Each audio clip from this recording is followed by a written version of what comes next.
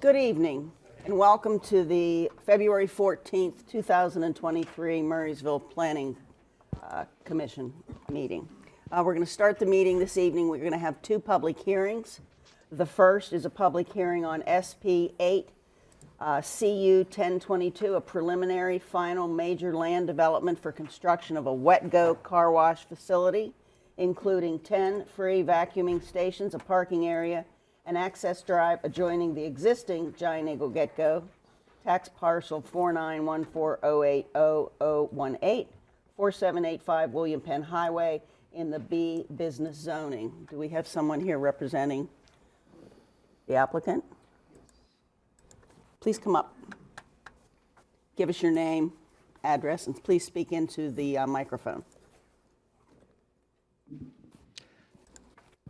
Good evening, members of the commission, staff, the audience.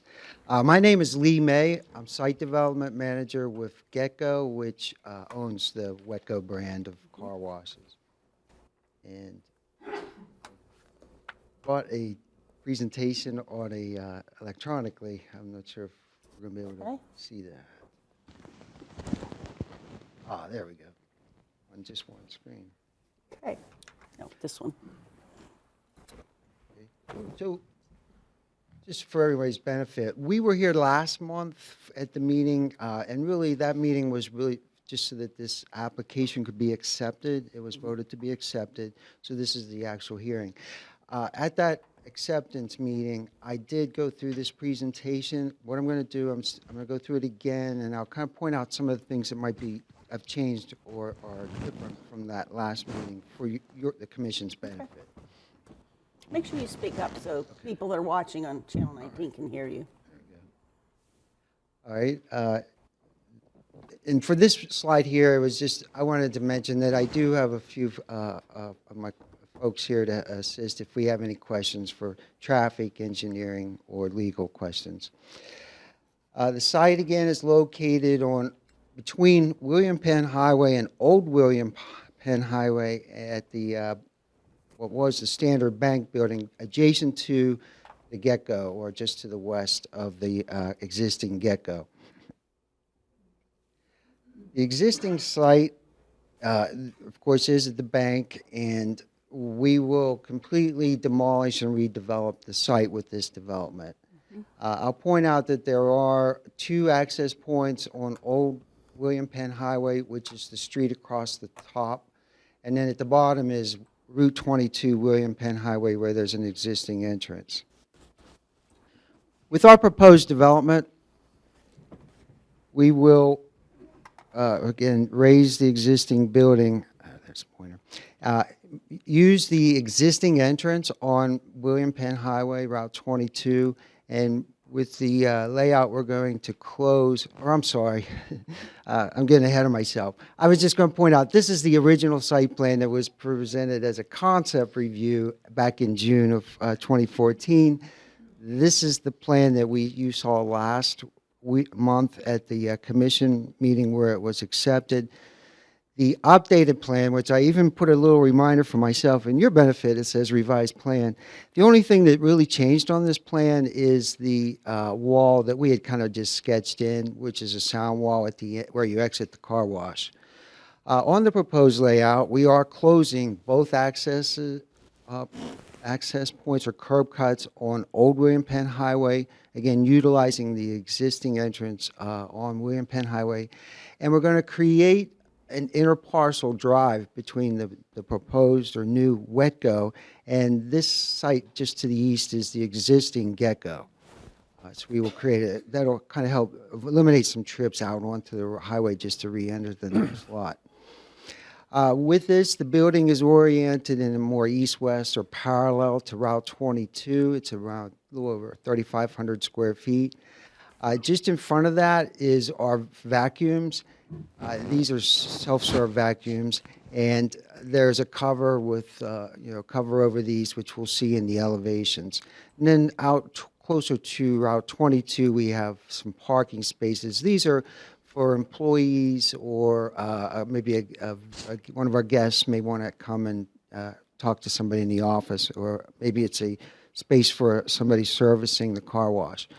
So when you enter, you can enter from 22 and loop around to get in the queue, or you can enter from Old William Penn Highway through the get-go entrance and across or come in across that proposed interparcel drive. There are 2 queue lines, as you can see the cars lined up here. To this ultimate point here is the kiosk where you pay. 1 lane is for subscription car wash customers, and the other one is just like a regular customer lane. For the subscriptions, it's where you purchase you buy for a monthly fee, you get unlimited car washes for that month. And there's a transponder that you receive that will recognize that you are a subscription member. After the 2 kiosk points, the customers merge into a single lane, and they will enter the wash on the west side. It is a conveyor system that will control the speed and pull the car through the wash, where you ultimately go through the pre-wash, the wash, and the drying cycle. This little narrow lane here off to the side, that would be in case for some reason somebody couldn't enter the wash. Maybe they, I don't know, I forgot they had something in their pickup truck, or it was a height issue, or for some reason they couldn't enter the wash. It's kind of like an escape lane. So very little use from that. After you exit the wash, you can just leave the site via one of the routes you entered, or you can loop back here and come into one of the spaces for a car wash or to vacuum your car. Again, those are self-serve, and they are there's no charge for those, so there's no pay point associated with the vacuums. Jump to the next slide. Stuck.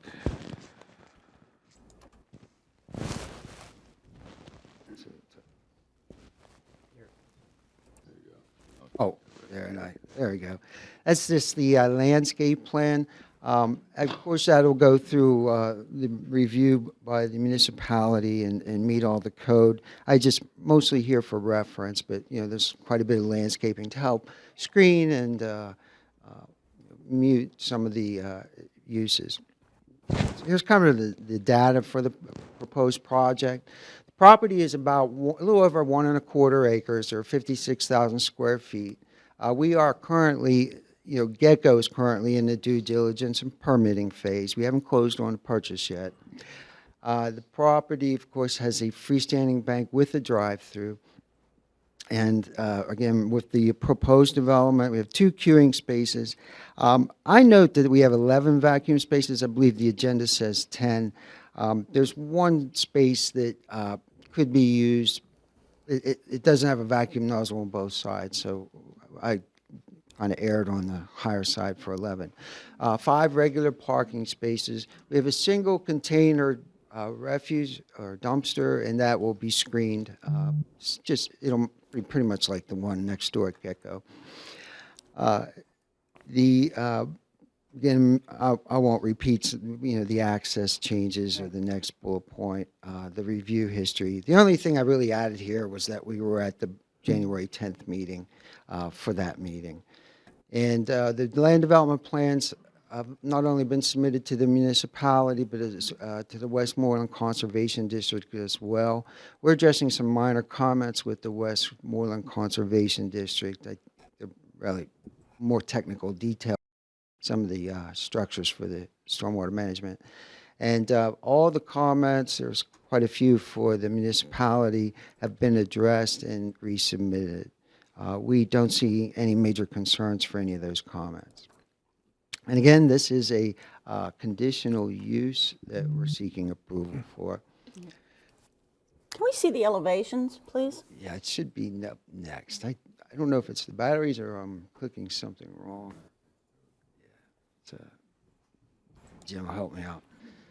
Again, that was the zoning. And I was just going to point out that for all the uses for conditional use, and by reference to those requirements for a drive-through, I check them because we do meet all those requirements. And that's why I circled that. Yeah, that's the drive-through. That's more about stacking in this case, and we meet those requirements. There's the elevations. All right, so for the elevations, I have the materials listed on the left side. Well, not exactly as the same as the Gecko next door. They're very complementary. There's some supply and availability of certain materials. The intent wasn't to match it, but we wanted it to complement and be very, Where we compatible. see the car, is that representative of the vacuum? Yes. Positions? So on the bottom elevation, this would be the east elevation. If you were standing on the existing Gecko and facing the car wash, this is something you don't typically see at one of our car wash facilities. This is a cover for the canopies. It's Right. part of the code requirement for the municipality of Murraysville. The vacuums, or I believe it's a little more loosely worded. I believe it's any component of the service has to be Part of the equipment. partially enclosed. Right. So that's what you see there. And the this on this elevation is the exit where you're coming out of the car wash. The top elevation faces to the west. That is where you enter the wash. And then as you approach from that side, you'll see that that covers for the vacuums are on the right side. These two elevations, keep in mind, these are different scales because of the length of the building. This is a smaller scale, so it may look a little different. On the top elevation, this one faces Old William Penn Highway, and what we did in the equipment areas, we've added some faux windows to kind of break up that wall so it wasn't just a massive masonry. And again, from this elevation, that as that car is pointing, it's entering the wash. The one on the bottom, same thing, cars entering the wash. This faces William Penn Highway.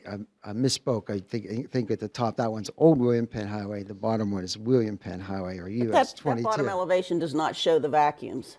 No, we took them, they didn't show them because of, it would kind of block the view Okay. of the building. But all the vacuums are covered with the blue. Yeah. Is that yeah, like a there- metal roof? There you go. That, I think this might be a little better. Sometimes flat drawings are a little hard to understand the different depths and dimensions. Okay. The one at the top kind of shows the approach as if I was kind of maybe at the front corner of Gecko up near Route 22 if I was looking toward the wash. The bottom one is more from Okay there, Bob? Old William Penn Highway. Yes, I'm here. Okay, just making sure. Another thing, the reason I marked revised, these drawings, if you have copies from the previous meeting, the only thing was we added a note because there was some discussion about the signs on the building, so we wanted to make it clear that if anybody was looking at this drawing, we understand that all signs require separate review and permit approval before we could ever be able to install it. We'll have to get sign permits for each one. And I believe that is the last drawing. I do have some, the land development plans if we wanted to look at anything in a little more technical, like grading or something. Well, I think for the public hearing, what we'll do is, if anybody has any questions now, because we're going to talk about this a little bit later in the, regular part of the meeting. Okay. Anybody in the audience have anything to say? Ma'am? Come on up. Tell us your name and address. My name is Mary Hicks, and I live at 4760 Old William Penn Highway, across from the former Choice Auto Car Wash, Okay. or car dealership. And this car wash, I think, is going to increase the vehicular traffic that's already been making me sick. As Murraysville continues to turn into Monroeville, the development, it's bringing more vehicles onto Old William Penn Highway and US 22, and over the last couple of years, I've been getting more and more unwell because of that air pollution. I obtained an air quality monitor a few years ago from Purple Air, and I regularly post screenshots on Twitter of the high pollution levels in western Pennsylvania and the Pittsburgh area, including Murraysville by my home. I cite the high levels of pollution in Murraysville when posting these screenshots. Because my home is a mere 100 feet from the Franklin Regional Middle and High School complex, I've expressed my concerns about the effect of local air pollution on Franklin students to Jim Morrison, as well as the Franklin Regional School Board, the council, and others, and it really doesn't go anywhere. The air pollution levels by my home and the Franklin Regional School Complex regularly far exceed EPA standards. With the increased awareness of the negative effects of air pollution, especially on children, and the rise of environmental litigation, it's a possibility that the air pollution problem in Murraysville may be a lawsuit waiting to happen. So I definitely would oppose this car wash. Okay. Anybody else in the audience want to speak? If that's the case, then we'll close the public hearing on the WETCO, and we will move on to the public hearing. The next public hearing is SP7 CU 922, a preliminary final major land development to construct a new club soccer complex, including 2 artificial turf soccer fields, a storage building, and lighting on 62.62 acre parcel in Murraysville, located at 4920 School Road South, Westmoreland County Tax Parcel 4919000062, and it is in the RR Rural Residential Zoning. And who do we have here representing the applicant? Please come up and tell us your name and.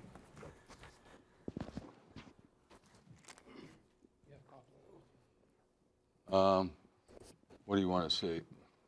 You want the site plan? I'm Jason Makoviak. I work for Young & Associates. We're representing Butters LLC and Mark Capore. We're proposing a land development that is a club soccer complex.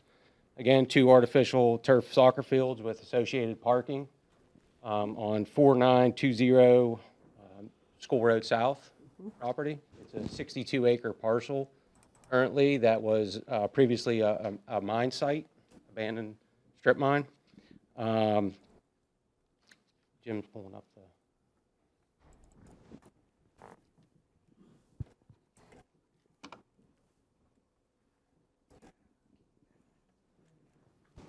Can you spell your last name for Makoviak.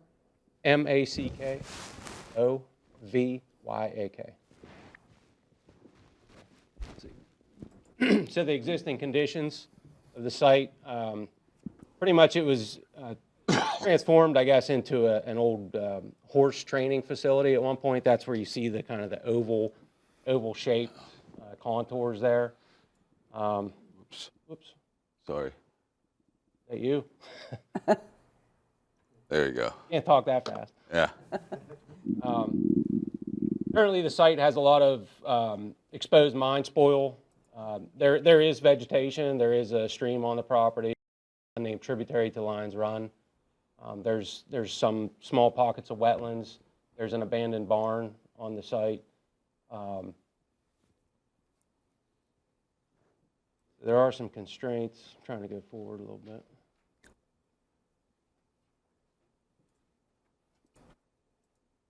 Can you go forward, Jim? Yep. You want to?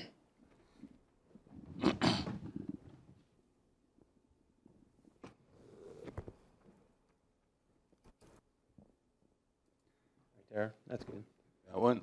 Yeah, that's good. So we're proposing the access drive will basically access School Road South at roughly the same point where there is a current access road, but we're going to center it better on the property frontage on School Road.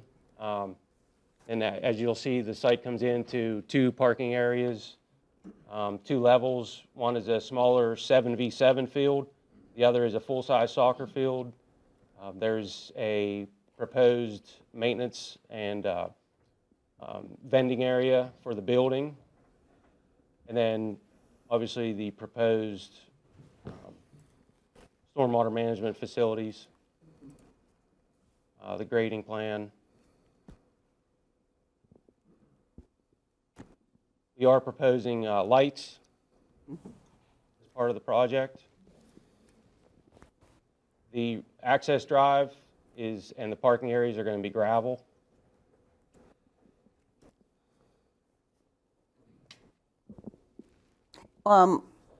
You're talking about lighting. What times of day do you plan on people playing soccer? Well, I think in the spring and fall, obviously it's going to be a little bit longer of a period of time that the lights will need to operate. So, like now, when it's dark out until, potentially, 10 o'clock at night, 11 o'clock at night. I looked at your lighting plan and I could not see, there are many pages to this, where Right. it showed the overflow to any residential homes. Can we take a look at that? Photometric? Yes, photometric. Yeah, I actually have the Musco rep here with me. He has a small presentation that we can look at some of the fixtures that we're going to propose. I think people would be interested in that's all seeing right. that. Sure. Okay.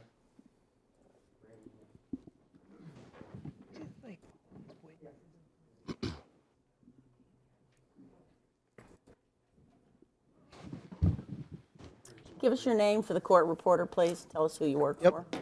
Brandon Grunder with Musco Lighting. Spell your name, please. Brandon, Brandon. Grunder is Gruer. Okay, thank you.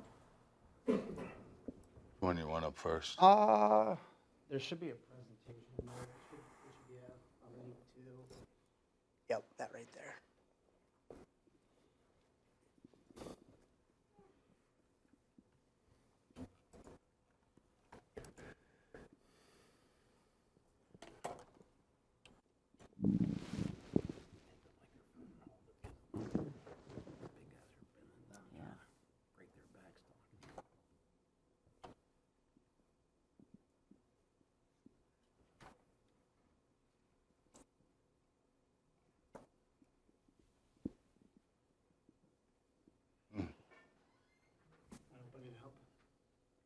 I don't know what the password on admin is. It should just be a link to a website. It should pop up.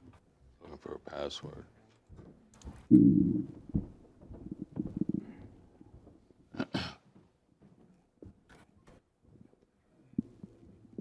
No, it's looking for access into the system. Shouldn't be trying to get an Outlook. Yeah, it's going. Cancel that. Wait, you're opening the message, so yeah, it wants to open it in an email. Once your email, we'll have to configure your email on here. Well, I'd have to There's like 5 of them. Yeah. But I Yeah, you can just do it in a PowerPoint. It's not in a PowerPoint or anything. It's in a sway presentation, is what it is. Nah, that's not gonna work. Do you have anything? You don't have it set on yours. What is it? It was a sway presentation.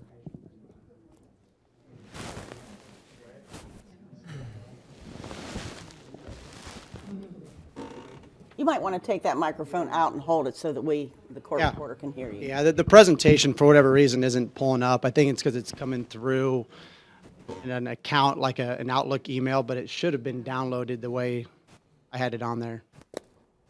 I guess my question is, Yeah. is there any overflow lighting that's going to hit these residential homes? I believe they're up higher, correct? Yeah, that's correct. So our pole heights that we have on this facility are 80-foot poles. And so the presentation I'd had would have shown our LED fixture, the way it's built, there's multiple components to this. So I can't bring in a full fixture, it's a large thing. So what we have on this is we have a typical optic, which allows us to direct the light onto the field. Okay.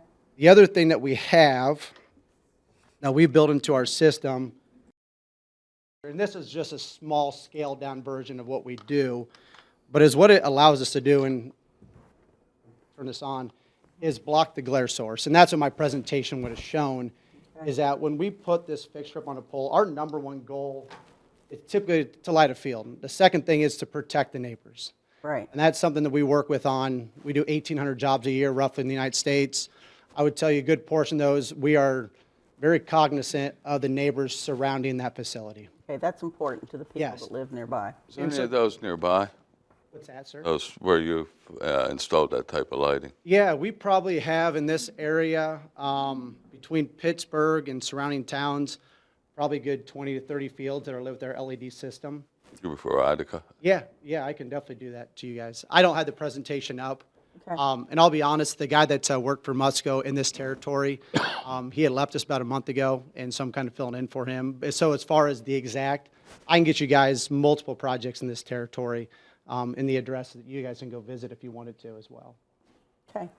So the reason why we go a little bit taller, just to let you guys know, we're trying to create angles. And so if you guys were to look at this, that visor technology is extremely important. And if I'm aiming it down there to the field, and people sometimes will say, the shorter the better, right? We don't want to see these poles. But as you take this angle and you flatten that out like this, now all of a sudden you can see that glare source on the LED. So the reason why we did go to a little bit taller pole than typical is to steepen up that aiming angle and to create a situation where the homeowners around do not see that glare source, and we really control that off-site spill. Okay. Very good. Thank Anything you. else that anyone else has?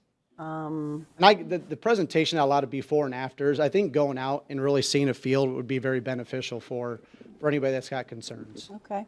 Anybody questions here? Not For concerned. the public? Right. Okay. Go ahead. You. Are we allowed to ask a question? I would prefer if they finish their presentation. Yes, I'm talking to the planning commission up here. Okay, that's okay. You'll get a chance to talk.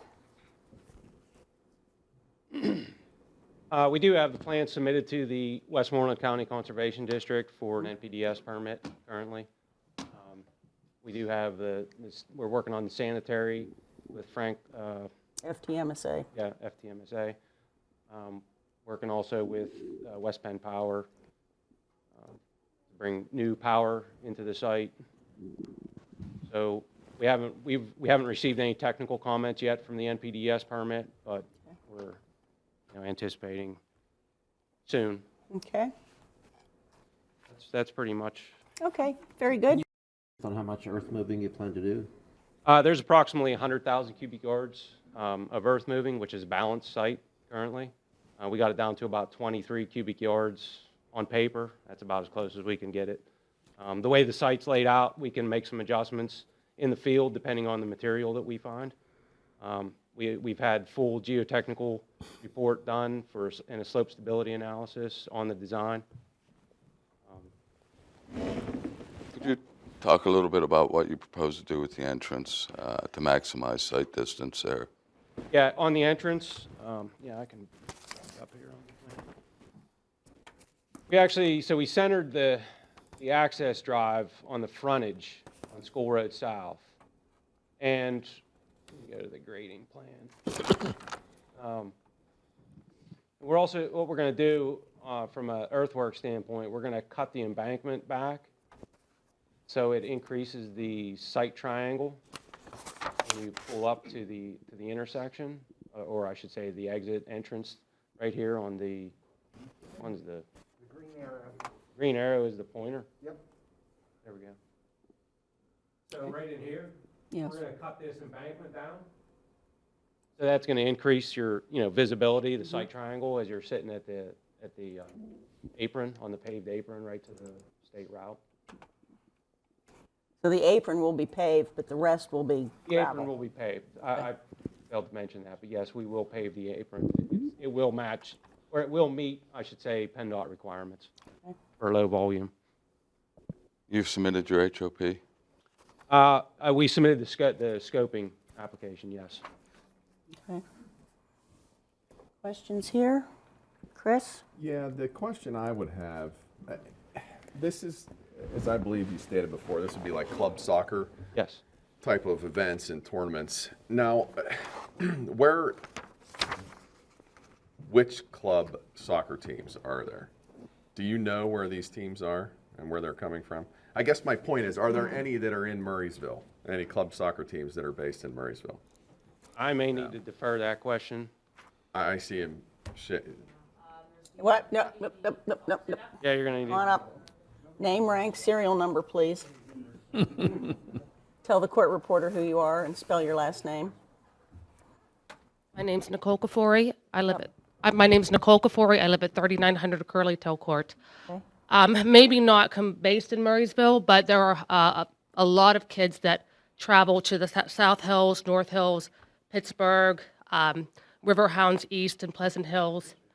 There's BVB, AFFC, Riverhounds East, SCS, Arsenal, and I know I'm missing a few. What's the closest one?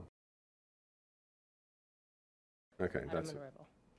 it's in Monroeville. Yes. Very good.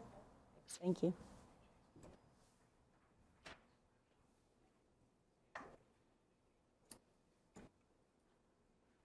Anything more for your presentation? He could get that on his laptop, his presentation. I didn't know if they could plug that.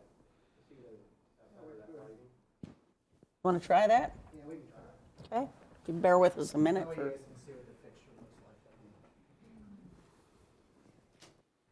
thing is I might have to control it from over here. Oh.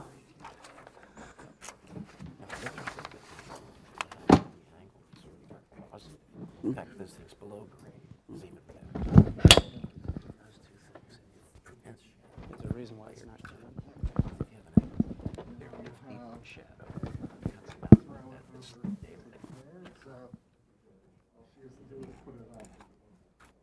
Perfect. Okay. All right. So this does show, I'm going to hit on this really No, quick. no, no. Let me go Oh, back. no, no. As long as you have the microphone, that's fine. Sorry. Just singing. Yeah. Okay. So really quick, just starting, and I'm going to hit on this really quick. There's no point going through all of it. Back in 1977, when we bought Musco, or the two founders did, what you see up there is what you guys see a lot of the older stadiums, a lot of the older fields, just a spun aluminum house, and it is truly just a floodlight. It just blasts light everywhere. And I think that's sometimes what people think of when they think of sports lighting. With LED technology, we've really done a really good job of cutting off the light source, which is going to create the glare, and is what people are going to look at and go, wow, that's extremely invasive for my neighborhood or for my house.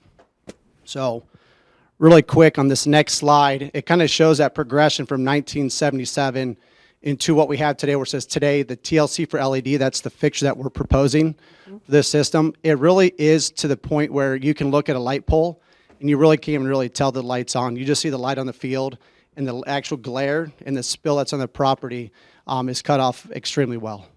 Okay. This shows the fixture that we're going to provide. I think if I remember right, Jason, is it 1500 watt fixture we're providing, I think, on this one?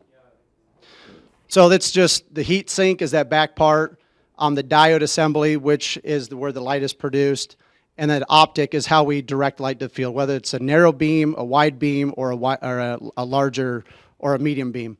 That light control visor on the bottom, that's what really enables us to cut that glare off.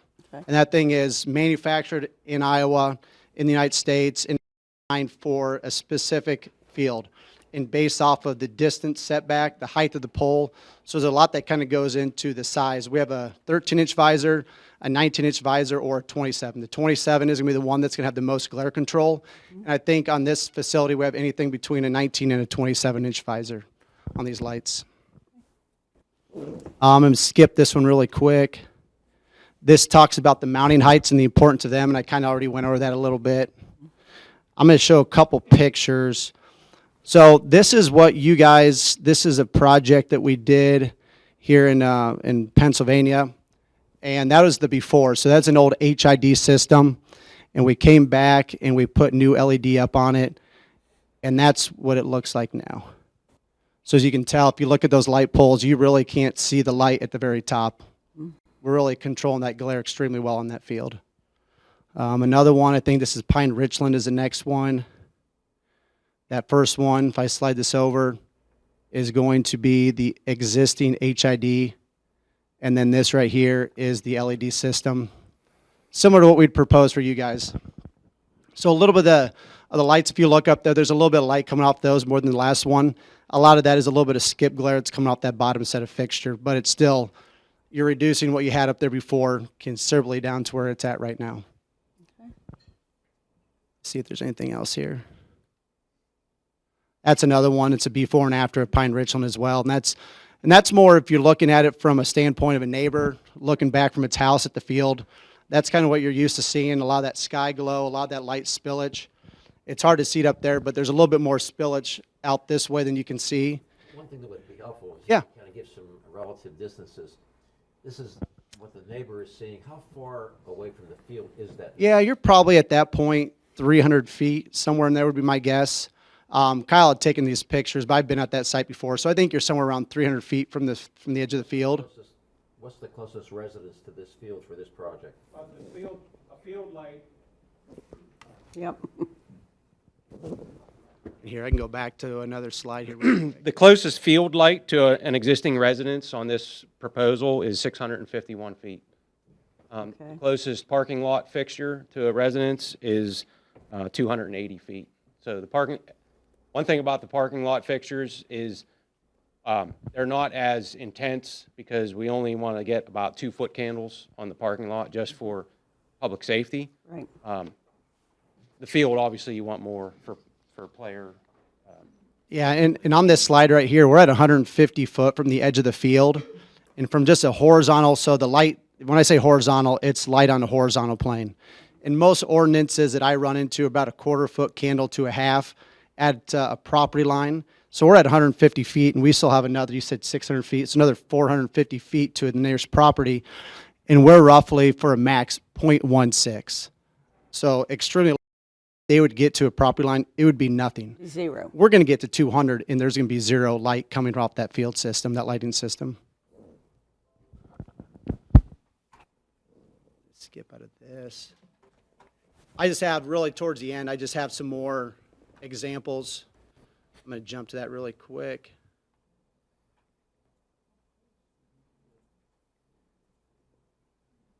Did you guys have any controls or any question on the controls? Because I know you had said at one time there is a potential for somebody wanting to turn the lights at a certain time, curfew a lot of the time, so they can set in there. So if you guys say you have a curfew of 10, 10:30, you guys can put into our system, lights need to be turned off at 10:30 every single night. That way you guys can almost guarantee that those lights will be turned off. So that is an option.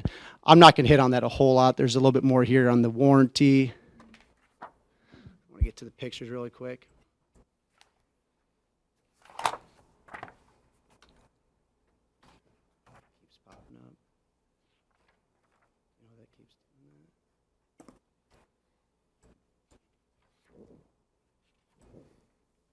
that. Well, I do have more pictures, but for whatever reason, it's wanting to kind of go. Just lost my connection, so.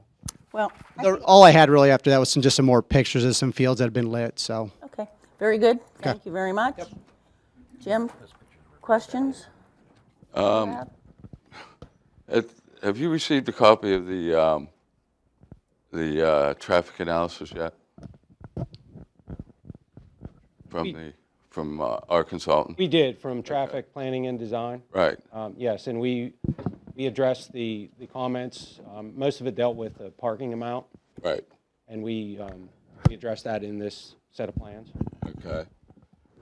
He was recommending 180. You said you had 100 Yep. there? We have close to 200. Okay. Okay. What are the intended hours of operation? I had that somewhere. Is that in anything that we have? I read it somewhere. Let me see if I can find it. It's in there. I think it is. I think in it's in the, one of the narratives. I thought it was 10 p.m., if I remember correctly.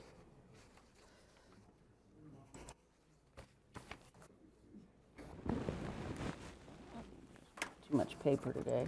I mean, What's the typical season for the, what do you think the season is? again, I'm gonna defer some of this, but I think, obviously the typical seasons for these types of sports are going to be spring and fall, and there's going to be that summer period where there's, what happens in the summer. I mean, as far as, I guess, some of these, clubs travel to play, each other, but I think those practices and things are probably going to be in that spring and fall. I mean, obviously in the wintertime, this could be a seasonal facility, and it really is a seasonal facility. If we get a foot of snow cover, it's not intended to be plowed. We're not going to plow the fields, that sort of thing. And what's the turf? AstroTurf. What's the AstroTurf? Or? Yeah, it'll be a synthetic turf, yeah. Yes. Any other questions for the gentleman? Okay, we'll hear from the public. Thank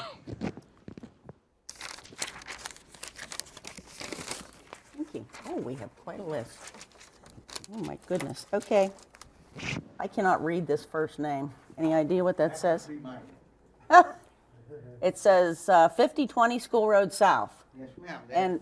And what is your name? Come on up front. You have to use a microphone. And I give us, spell it for you. spell your first name and your last I name, use please. International Phonetic Alphabet. You know what that is? I'm not going to be able to write it, but Okay. My name is Shrikant Raghunathan. Okay, spell one at a time, please. S as in Sierra, R as in Romeo, I as in India, A as in Kilo, A as in Alpha, N as in November, T as in Tango or Texas, H as in Hotel. That's my first name. Okay. Last name, even longer. R as in Romeo, Alpha, A as in Alpha, Golf, G, H as in Hotel, U as in Uniform. The rest of the last name is Nathan, Nathan, but I say Nathan, Raghunathan. I live at 5020 School Road South, Export, Murraysville. I have no idea what that thing is. And I'm here in Murraysville, but I do have strong objections Okay. for the following reason. And I just want to get them on the record. And your driveway is only 100 feet away from mine, 150 feet away. The existing driveway on School Road South. Okay. And when I try to get a new driveway permit from PennDOT, this is what they told me. My sight distance was way too short for the existing traffic, okay? Consider this, they're putting in 200 parking spaces, which means that they're expecting 200 cars at any given time. That's their projection, not mine. There is a curb right past my property line, and people drive, and people do drive like bats out of hell on that. It's Pennsylvania, the speed limit is supposed to be 35, 25, but they drive 50, 60. And especially at peak times. When I say peak times, it starts at 5:30 in the morning, goes up to 8, and then it starts again at 4:30 in the afternoon, and then goes until 7. It's hard right now, the way it is, to make a left, and even to pull into my own driveway, which is on the right, off 22, from 22, because people tailgate, and they don't know that there exists a driveway. They think that I'm driving continue along straight. And my driveway is not exactly big and short, so I have to actually literally slow down significantly and then make a right. Okay. But if that were the case, I don't know how they're going to manage 200 cars. That's number one. Second question I have in my, why all the way out in the middle of the School Road South and where there is no commercial enterprise at all? The only one that's there is like 2 miles up the road. Small business that I have seen. Other than that, the sports zone, Murraysville Sports Zone, is the only one I have seen. And traffic is a major issue to me. Okay. And they mention light. They say, by the way, I mean, their property is separated from mine by a conservancy property, small, I would say 40 feet wide, and beyond that is their property, and then their driveway. So that's why I said my driveway is only 100 feet, 150 feet. And so, and then they have, that piece of property was actually a strip mine. Correct. And right now, all the contaminants, as I understand, I'm not an environmental engineer, I'm a material engineer, but they're all lying dormant. I mean, if they literally muckrake, they're going to end up disturbing the contaminants and then polluting the rest of the property and even surrounding property. I don't know, I didn't quite get exactly where they're going to put the fields up. In soccer field, meaning their property is big, 60 acres, and it's adjoined Boxcar Town Road, and so I'm only speaking from School Road South. And Boxcar Town Road is even worse than making left on School Road South. And I don't know if any of you lives by that. Oh, I know those So roads those are well. my concerns. Okay. I strongly urge you, and in fact request you, that they not continue down this path. Okay, Thank you. thank you, sir. Next, we have Rick Scandinaro, 4910 School Road South. You need me to spell that? Yes, please, for the court reporter. Rick, R-I-C-K, Scandinaro, S-C-A-N-D-I-N-A-R-O. Okay, I'm at 4910 School Road South, okay, so I'm right next door to the proposed project. I'd like to agree with everything my neighbor just said about the traffic on School Road South. It gets dangerous. As a matter of fact, I witnessed the aftermath of some students coming home from Franklin Regional, smashing into my other neighbor, Andrew's side of his yard, and it can get very, very dangerous with the present situation. If you add 200 cars, that is, they are ingressing and egressing, because I would assume what's going to happen here, they'll have a game start at, pick a time, 6 o'clock, and then the next game would start at 7:30, so you'll have traffic going both ways.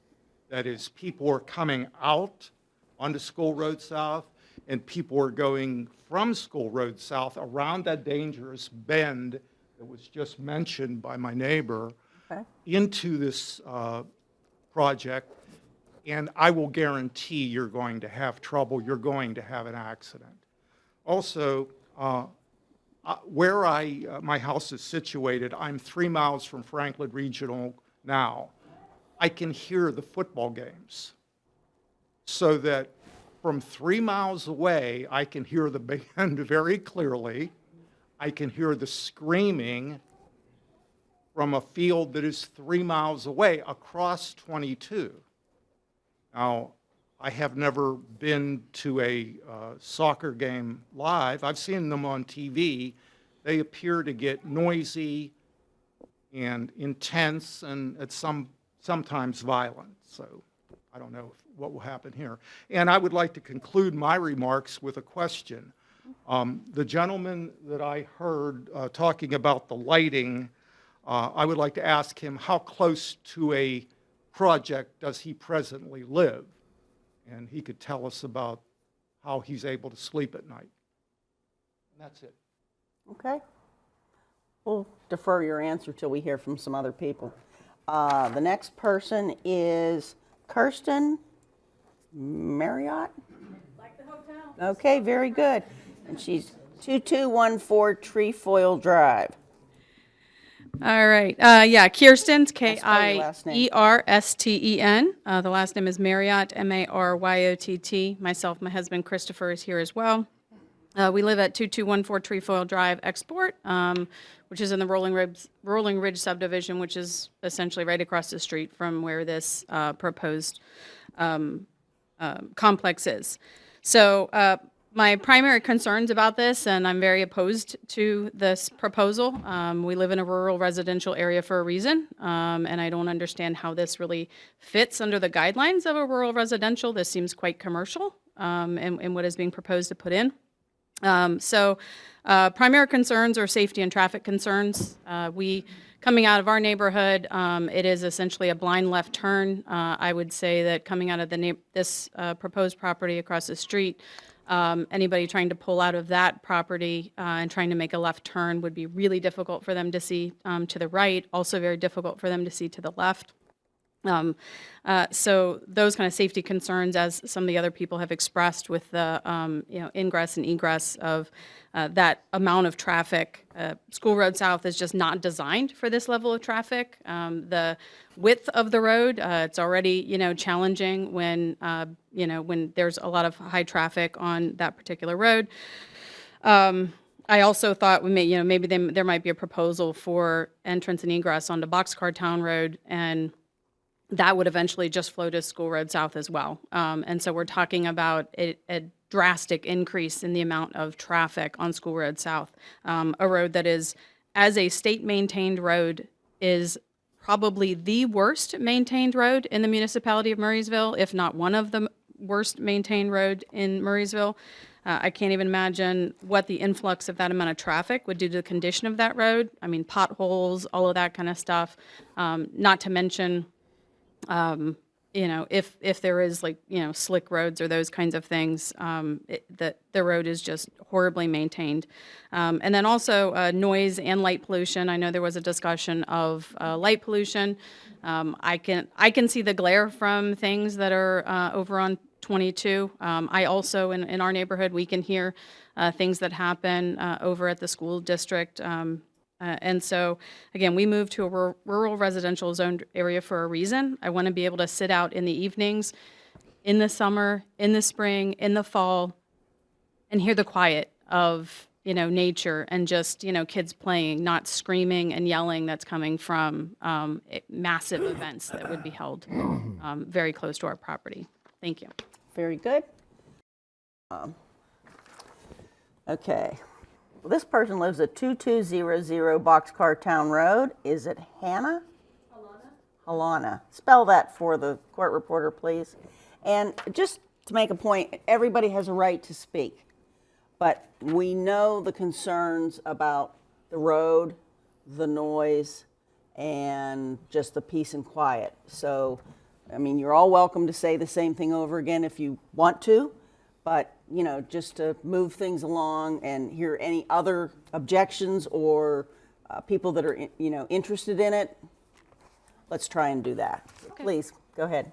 I have, so Alana Colvin. Alana is A-L-A-N-N-A. Colvin is C-O-L-V as in Victor, I-N. I live at 2200 Boxcar Town Road. And I say Murraysville because that's where my taxes end up. Yeah. And where my school district is. And I also have 3 pages that I was told, hey, 3 minutes, but I could hand in these 3 pages as do that. comment. And that's what I would like to do. Okay, So to we'll accept summarize- that. Thank you. But I would like to make a 3-minute comment, is to not focus so much on the traffic then and not so much focus on the noise or the light pollution portion, but to focus on Lions Run. So Lions Run goes in behind the Boxcar Town. It goes through Penn. It goes through Franklin. It is a place that has had lots of pollution from the mines that are located on Boxcar Town and behind Boxcar Town, which happens to be this property as well. The mine subsidence, the what's it called? Strip mining that took place. It took place unregulated back in the 1917-ish era to 1928-ish era. And then it was closed down because it was unregulated and it wasn't maintaining what properly should have been maintained for a mine. Boxcar Town is named Boxcar Town because that mine was there, and it was the town for the mine. So although now it's only a handful of residents, it used to be much more expanding than that. So the mine and the strip mines that have occurred in this area are huge and unmarked and have very much shifted since the 1930s. So to make sure that that is captured and that this property is safe with how many cars that are going to be on it, how heavy are these fields, what is that going to look like when you disturb the earth, as mentioned, that's going to cause these dormant, inert contaminants to become present. You cannot just take that contaminated soil and move it. It has to be stayed on site or heavily regulated and brought back. So how is that going to happen? How is that going to work when we have one of our rainfalls? We get a lot of rain here. It's great in Pittsburgh. And, we're going to get that sheet flow. We're going to get where it can't go into the earth right away, but it's going to take that topsoil, that loose soil that has been moved by all of these acres, non-residential moment acres, and shift it into that tributary that was mentioned. And then that tributary feeds into Lions Run. I know this council has recently passed, back in September, remediation projects associated with Boxcar Town Road. Correct. And that is upstream from this project. So although you will fix everything, ideally, hopefully, fix a lot of remediation progress, you will have this tributary that is now downstream from that polluting again. And so the trout projects that have been trying to happen since the 1990s and forward since the 1960s, when Lions Run was deemed, hey, it's contaminated, we need to fix it. What are we doing other than probably shooting ourselves in the foot by putting in a project that's going against all that funding, time, and resources that we just planned for? So I'd really like to make sure that if we were going to move all of this earth, that this project makes sense. Otherwise, we spent a lot of our money and your money and other people in Pennsylvania's money to have to redo that project. That is something also, a lot of us on Boxcar Town Road have cisterns. Because the water quality is unacceptable in our area, we have acid mine drainage. A lot of the community members, I went on School Road South and talked to everybody that I could who was home this past weekend, and a lot of people have wells. So as this dirt and earth gets moved and these contaminants do move around that strip mine to that water table and everyone's fresh water, what will happen? How will that be mitigated? And when mitigation fails, particularly during those heavy rainstorms, when sheet flood hits, what is going to occur to make sure that failure doesn't actually happen? Those socks will not trap the sheet flood. So really want to focus on that half in addition to the traffic, air pollution, water pollution, and light pollution that may take place because of this project. I don't think in a rural residential setting that this project makes sense. I believe this is spot zoning and is a very convenient project based on property size and want of this project, but the community and the district that we're in does not meet the needs of this district. Maybe somewhere else, though. Thank you. Very good. Thank you. And you have something you want to give to us? Yes. Okay, give it to Patty, please. Thank you. Andrew Sebastian, 4900 School Road South. Export. Hello, good evening. Andrew, A-N-D-R-E-W, Sebastian, S-E-B-A-S-T-I-A-N. Thank you. This proposed project is in my backyard. My backyard borders the neighbors for everything they have said, because everything is spot on. It's a very big ask to change a rural residential area to a commercial sports complex. Big ask. I don't care what kind of visors they put on these lights. It's going to glow. It's going to be in my backyard and all my neighbors' backyards. The roads can't handle the traffic. We all know this. Who knows what it's going to do to our well systems, because we don't have the city water. And it's just a big ask. And I strongly oppose. And that's all I have to say. Very good. Thank you for the opportunity. Thank you for your time. Bob Holland? Did I say that correctly? Yes. Okay, if you spell it for, he lives at 4981 School Road South. Bob, B-O-B, Paulin, P-A-U-L-I-N.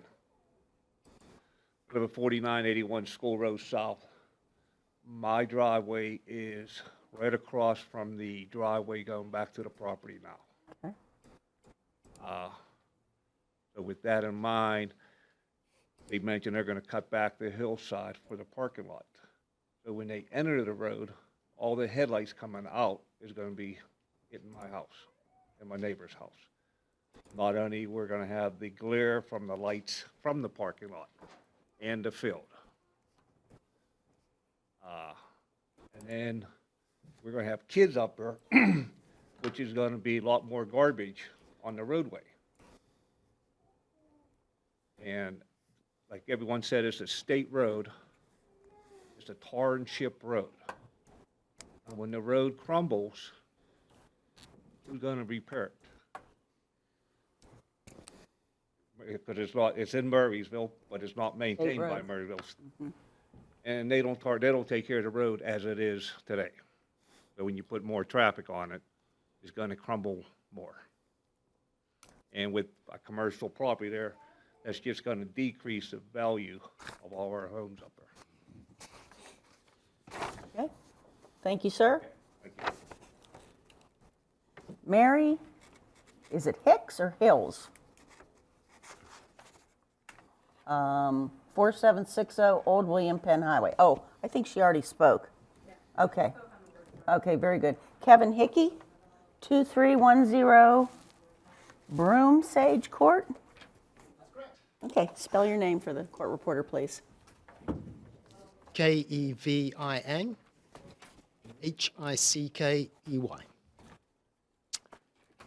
I would like to thank all my neighbours for making a lot of very good points, which I was going to make, so I won't go into detail, but I'm concerned about the noise pollution.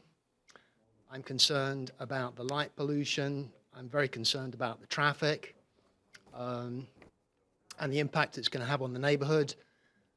I live in the house that I live in because it's a nice, quiet residential area, and I don't want to have lots of noise, and I feel this would change the nature of the neighborhood that we live in.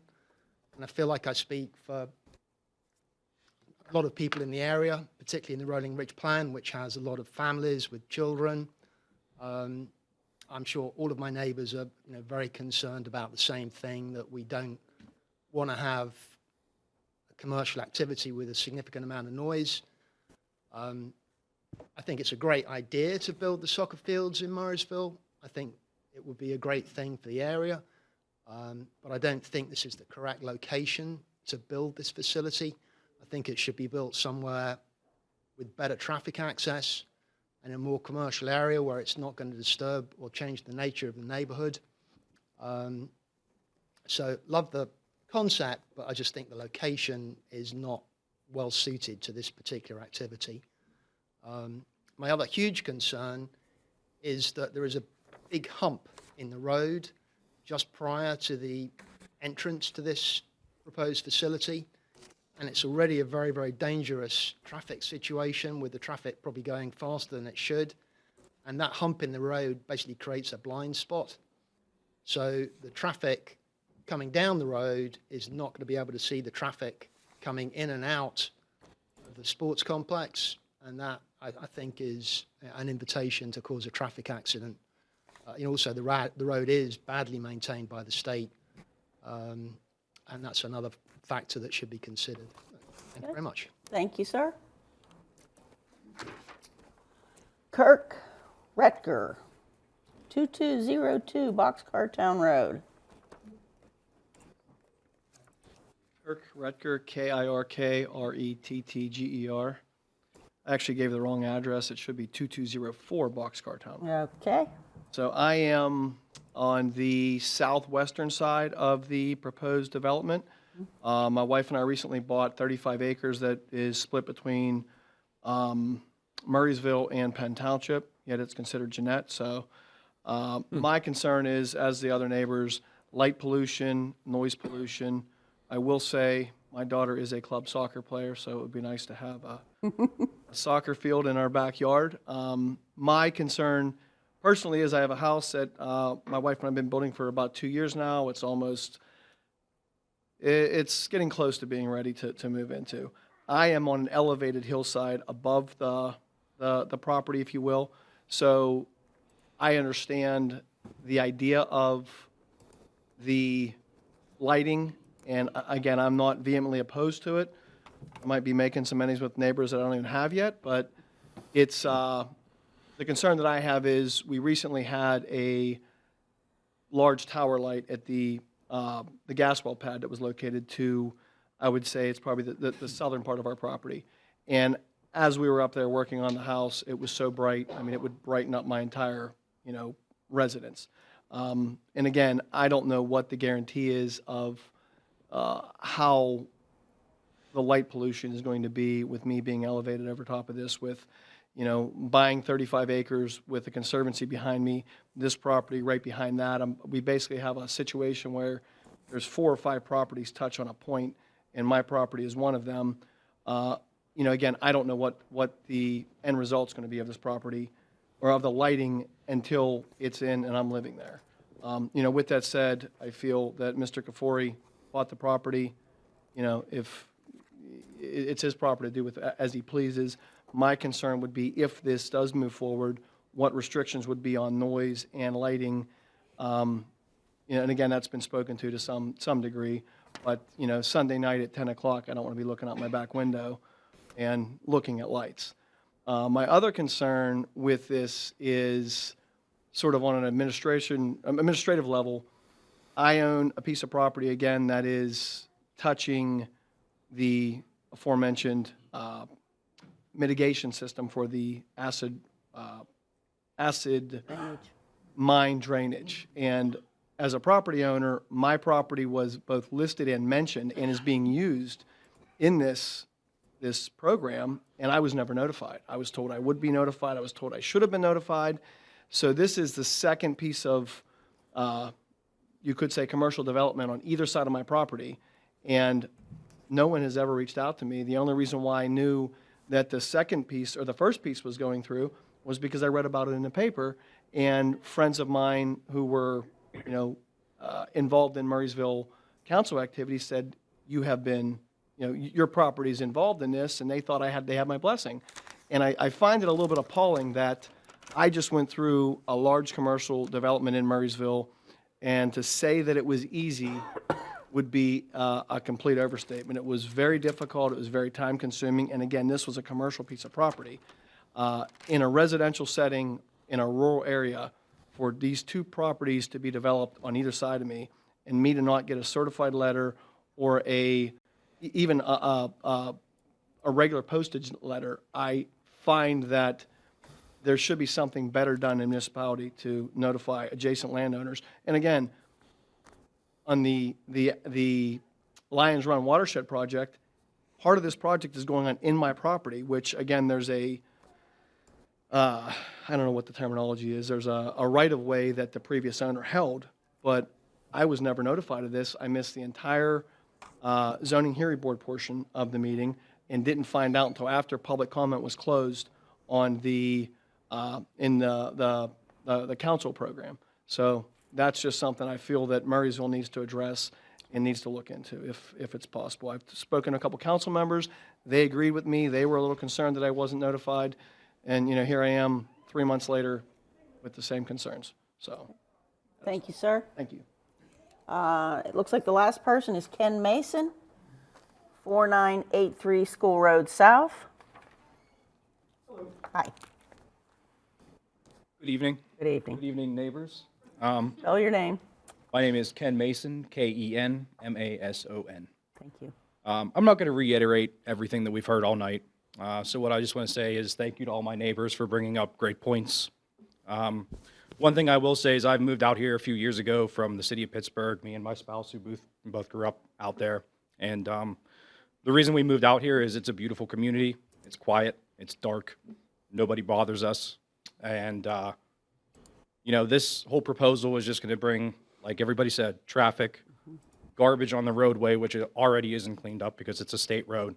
And it's dangerous for us to have to go out there and clean up the garbage along the road due to how fast people speed around the bend. 4983 School Road South, where I live, is the driveway directly across. I share it with my neighbor Bob. And we both have a hell of a time getting out of the driveway in either direction any time of the day. My second concern would be the lighting, the noise. I mean, we're talking 10 o'clock, 11 o'clock for game ending time.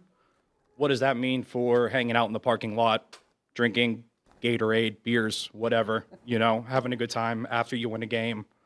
What does it mean for that? How late does that go on? How late does the parking lot lights stay on, which are the closest thing to our house? Would be my big concern. Are they going to have visors on them? Are they going to direct the light away? I doubt. They're going to direct it down and outward to cover a parking lot. So that would be another big concern of mine. I would say that there's a lot of better areas where we could put this, probably closer to commercial development. I don't know, maybe you mentioned Curly Tail Court. Maybe we could put it in Mallard's Landing and see how your neighbors appreciate it. So that would be my piece Very of good. information. Thank you for your time. Anybody else?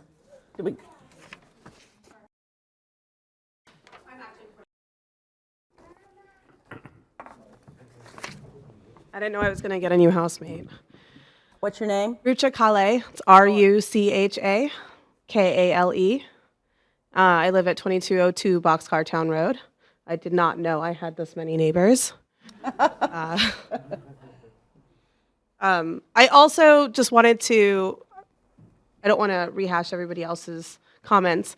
I am concerned. We did have some, when we first moved in, some discussion with the Conservancy about property lines and difficulties making sure those surveys were correct. So we finally got that sorted out. But we have had issues with people dumping on our property. And also, at one point, people drove through our yard to get to the horse farm that is now being converted. And we actually, there was a tree that fell down. Our properties actually connect by this access road. And so I'm a little concerned that, like any park, right, and we were all at one point teenagers, what happens, what's going to deter them from going to their little brother's soccer game and then sneaking away onto my property? What's going to keep them from, I mean, and the great thing about our neighborhood is there aren't fences, there aren't barriers because we don't need them. So because there's that access road, I am really concerned as to what's going to happen to my property and how it's going to affect my lifestyle. I mean, I'm sure you guys have all heard her. I have a little girl who we just opened the door and let her play outside. And I'll be honest, I don't know that I'll feel comfortable doing that if we have something that invites, to your point, a whole bunch of people that are not even in Murraysville. So that's all I wanted to. And then, of course, all of the rest of it's still true. Very good. Thank you. Anybody else? My neighbors, you all know me by the big white house, blue metal roof at the top of School Road South. Name? Doug Kalida, K-A-L-E-I-D-A, 4825. Yeah. School Road South. There you go. Better? Again, just to reiterate everything everyone said, I have a question for you guys as the municipality of Murraysville. 200 parking spots, that's 200 plus, that's just the one driver. So if we take the average of a car going to a soccer game, there's what, 3 people? That's 3 times 200. That's 600 strangers in our backyards. Is Murraysville going to increase the police presence to watch for speeders and crime? That's my question. Very good. Who's going to pay for it? Our tax dollars? Or something we don't want? That's all. Thank you. Very good. Oh, and that guy who owns the lighting, you guys should try to sell the Poseidon mine or the well that they're doing, because that light is bad. They need some visors. We see it as 100 times farther away. Okay. Everybody get to speak their piece? Then we'll close the public hearing. Can I make a comment? Of course you can. One of the things that, happens, I mean, I was in your shoes with a project in my backyard, so I feel for you. But I think it'd be helpful on all fronts, maybe to have the folks that are proposing the development to maybe address some of the concerns with facts, with numbers. We hear, the cars are going to come up. Is your thing turned on? Mine keeps going off. Okay, you're on. The cars are going to come up and the lights are going to shine in my place. Maybe they will. Maybe they won't. I think it would be helpful to have elevations of the surrounding area so that we can help the people that are on Boxcar Town Road, on School Road South, and have some idea of what are the elevations and what is it really a problem or is it a perceived problem? So it would be helpful to be, rational about, the decision.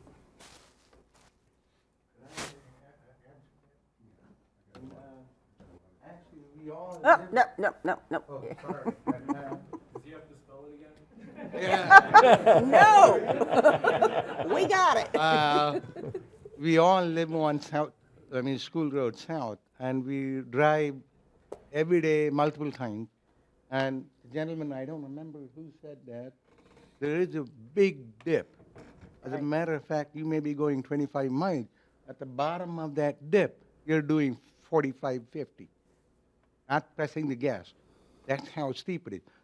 I understand that you want the elevation, but we're not business people in the sense, even though I'm an engineer, I can read elevations and topography, but we're not in the profession of, we just raised our concern. I think they can address that right now. And, Precisely, that's what we're asking them to do. Oh, that's what you were asking? Yes. Oh, sorry, I thought you were asking us. No. Oh, okay. Sorry about that. Okay. No, I'm saying you have concerns and fears, and I'm asking them that they can help bring out actual data. My apologies. Okay. Public hearing is closed. Thank you all very much for your time. You're welcome to stay if you like. If not, we've heard all your concerns and we will consider everything that's been said. Okay, with that said, we're going to start our regular meeting and we're going to start with the Pledge of Allegiance. I pledge allegiance to the flag of the United States of America and to the republic for which it stands, one nation, under God, indivisible, with liberty and justice for all. Want to call the roll call? Mr. Lemke? Ms. Hoy? Here. Mr. Midal? Mr. Patrick? Mr. Olszewski? Here. Mr. Carnes? Here. Mr. Levecki? You probably want to tell them to have their conversations outside. Yeah. Excuse me, if you guys want to stay, you can. If you are leaving, we'll have to close the door.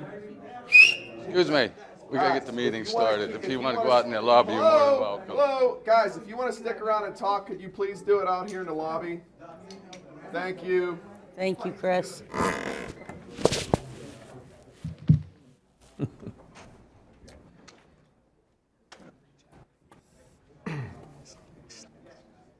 Well, the next step is today, talking about it at the Planning Commission meeting, and then they'll make a recommendation, probably another meeting or so. Okay, we have minutes from January the 10th. Anybody want to make a comment on the minutes? I read through them, Jane. I have no comments. Okay. All those in favor say aye. Aye. Okay, the minutes are approved. Have another moment for public comment. Okay, good. That's over. Okay. Old business. We have a discussion concerning a proposed ordinance relating to injector wells in the municipality of Murraysville. We have a speaker, Mr. David Sabasle, Assistant Manager, Plum Borough. Welcome. Good. Okay. Everybody's familiar with the ordinance we're talking about? Have a good evening. Yeah. Okay. So, can you hear me? Yes. Very well, thank you. Mr. Morrison invited me to come tonight. Murraysville is looking to consider adopting an injection well ordinance. I don't have a presentation for you. I'm here to answer any questions you may have about what Plum Borough has gone through in the past, what they're going through now. So if if I had to say anything to you as an opening comment, I would urge you to take control of your destiny here and adopt an ordinance. The problem the Plum Borough ran into was that the ordinance at the time did not allow for injection wells specifically, and Penteco filed an objection with the zoning hearing board, arguing that it was exclusionary zoning, and it was. Right. And Plum Borough lost that case, in Common Pleas Court, Commonwealth Court. It was pretty straightforward that it was exclusionary zoning. So now we have an injection well not too far from your border, Right. On Old Leechburg Road. And that has been operational for a few years now. And right now, Plum Borough is in court again with Penteco as they are requesting expansion of their existing non-conforming use to allow more injection into the earth at that site. So is this going to be a separate new well, or are they, what's So the well that their first well was a conventional well that was converted to an injection well, and their plan is that they would take another one of these decommissioned wells and use it as an injection well on the same site. So when you say another well, was this a conventional gas well or a Marcel? Okay, conventional. And so how deep is that well? I can't tell you on the first one. On the first one, about 3,000 feet, I think. Okay. The second one, I cannot give you the number on that. Okay. And what's involved? I'm not familiar with injection wells other than what I've heard, what I've read. But as far as building one, is it similar to drilling the Marcellus? How does that work? So What I'm equipment certainly is not needed? not an expert on injection wells. Okay. As we indicated, it was an existing conventional well, Okay. so there was no real drilling. How they reinforced that hole, I mean, I don't know the technical end of it. After the courts had ruled that the use was allowed in this area, which is zoned rural residential, they did go through our land development process. We had no problems with that process. Just like any other land development, this injection well, if you know where it's located in Old Leechburg Road, is up a very steep hill, sort of out of sight. You don't see it. 99% of the residents in Plumboro probably couldn't tell you where it is. Okay. You know, And these fluids are brought in by truck? brought in by truck from One of Penteco's other, well, it could be from Olympus. It could be from anyone. You know, they're open for business, and they're open 24 hours a day to take those fluids. What are the size of the truck, Dave? Well, first of all, let me thank Dave for coming out today, especially when it's Valentine's Day. Yeah, and- Very Enjoyed your gracious public of hearings, too. two public Can't get enough hearings. public hearings. We did put you at the front of the list of the regular meeting. That's fine. They're important issues. We do appreciate your time. But the triaxle trucks, Are they? for the most part. And, you know, on my day-to-day, you know, traveling through the borough, it's surprising. And I live very close to this injection well. I can't say that I've seen a truck coming up and down Old Leechburg Road. You know, their original permit gave them, you know, a capacity for 10 years. One of the things that we found out when they came back with their application for the expansion of the nonconforming use is that the DEP and the EPA had allowed Penteco to apply and expand their injection, expand that capacity that was originally permitted. Plumboro never received any notice of that from the DEP or the EPA. I think in this process, we found the DEP and the EPA to be very poor partners. Right. Is this the same as the Marcellus, where the municipality can regulate where, but not how, essentially? It's not. Correct. You know, everything with the Marcellus, as well as the injection well, is regulated and permitted by the DEP and the EPA for the injection well. So, you know, we are not issuing permits. You know, complaints don't come to us; they go to the DEP. So it's a little bit different. And is it a 5-acre site, a 2-acre site? What do they need to accomplish? I couldn't that? tell you. I mean, it's a fairly large site up on the hill. You know, it's not a 2-acre site, and it's bigger than a 5-acre site. Are there people with well water around that particular? There are, and you know, if you talk about the complaints that we get in that area, certainly there are traffic complaints. You know, trucks going up and down the hill, speeding. But there is well water there, and you know, have been complaints from the property that is adjacent to the site that their well water is not the same as it was when they started.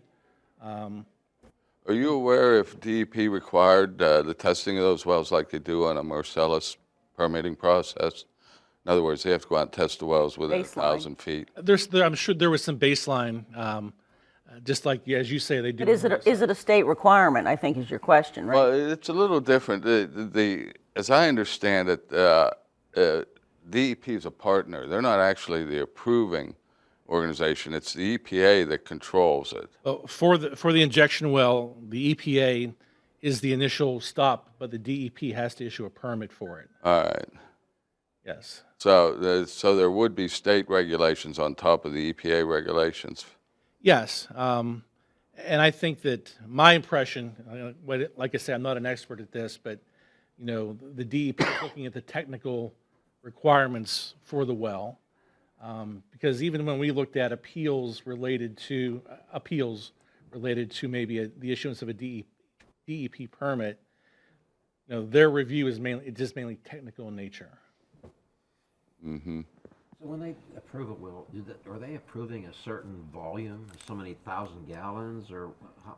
Right, so with Penteco's initial permit, it was so many gallons, and that gallons sort of converted into triaxle loads that would come in and out of there.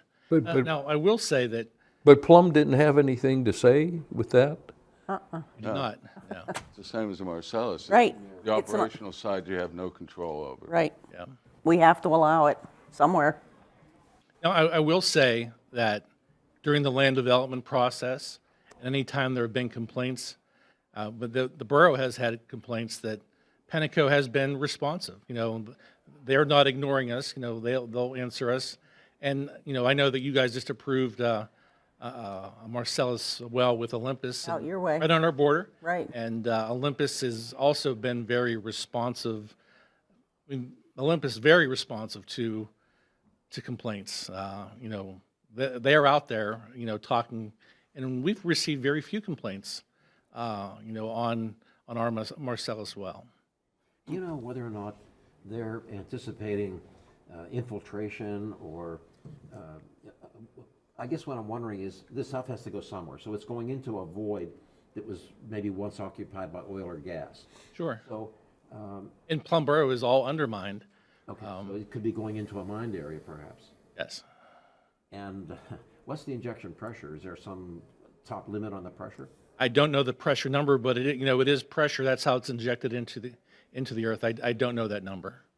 I understand it gets injected into layers of like sandstone. Limestone, sandstone. There isn't just this big hole in the ground that it's Right. being No, I dropped into. It's actually going into a geological layer that's supposedly sealed off by a much denser geological layer, which is to prohibit it from coming up through. Yeah, but the expanse of the layer, it's not controlled horizontally. Well, yeah. That's correct. It can go well property line. That's And correct. I was reading today about injection wells, and there is some pressure limit. I don't know what the number was. There is a particular number that is a limit that the state regulates. Wasn't there some, I guess in Oklahoma, where they had earthquakes as a result of injection wells? And how Sure. does that play into this? So that is one of the main concerns, and I think that there was testimony. The EPA held a public hearing, DEP held a public hearing, and people testified that they were afraid of this. Now, as part of Penteco's permit, they're required to do seismic. Seismic testing. Correct. Mhm. Once again, if there was a problem, I don't know if Plum Borough would hear about that. The DEP or the EPA would hear about it first. Even though it's in our municipality, we're probably not the first person to hear the. Sure, and I live a mile from this, and I'll be honest, we have not felt any tremors to date, and knock on wood, hopefully we don't, but it certainly is a concern, and I think if you read in Oklahoma, maybe even in Ohio, Ohio has earthquake. yeah, that there have been tremors. So, I think your residents may have questions about insurance that they can get, related to these tremors. I think the thing that I'm taking away from your comments is that there are some things that we can perhaps do in an ordinance, but then there are some things that we probably cannot do. So that Right. would be helpful to understand, where our limits are, and are there ways to maybe get around some of those limits? Well, I think the one thing that Plum Borough suffered from, losing this court case with exclusionary zoning, we didn't have any real control over Anything. there. Right. You didn't have a leg to stand on. Murraysville, you would have it as a conditional use with land development, I'm sure. And certainly in that conditional use process, as you do, I'm sure, with some of these things that you have here tonight, you're going to make recommendations to your governing body about things related to public safety. Yeah. Right. So Plum Borough didn't have a chance to do that. So, we're talking about a lot of technical issues, really, that we don't have any control over. You're right, Chris. So, whenever we go to think about an ordinance, what are the main key points? Location, right? I would think would be where you're going to allow it at, right? What we should be considering. your zoning map and your use table will govern where, you know, Right. where it goes. And then as far as maybe some operational items? Operational is all controlled Nope. by the state. Okay, so, I mean, Yeah. okay, so It would be all land development issues, traffic, things like that. And I think in the ordinance that you've prepared, it's 500 feet from a protected structure. Right, similar to what we did with the Is Marcellus. that a state regulation or is that a Murraysville? I don't know what the state's requirement is on I don't know, setbacks. Plum Borough is 500 feet. Okay. And, you know, certainly that's, you know, I'm sure that you can make it whatever you want, whether it would withstand a challenge in court is another thing. If you recall, we did the Marcellus at 750, and we thought that we were on good legal standing And they cut as it a down. result of that. Right. In reading the draft ordinance, under F number 3, it says on-site disposal is prohibited. So any hazardous or toxic material shall be securely contained, stored, and removed in accordance with applicable state or federal regulations. On-site disposal is prohibited. Well, isn't that what we're doing? I mean, It has to do with the waste on outside the injection well. that confused me. And there's one other thing on page 7, 14, fencing B. It says the applicant must provide the Allegheny County 911 Communications Center. Wouldn't we want to say Westmoreland County? Yes, Okay, it's cut and paste draft. gotcha. I'm just bringing it to your attention. I did read it, Did you model this from theirs? Some of it. some of it. Okay. Anything you learned that you would change?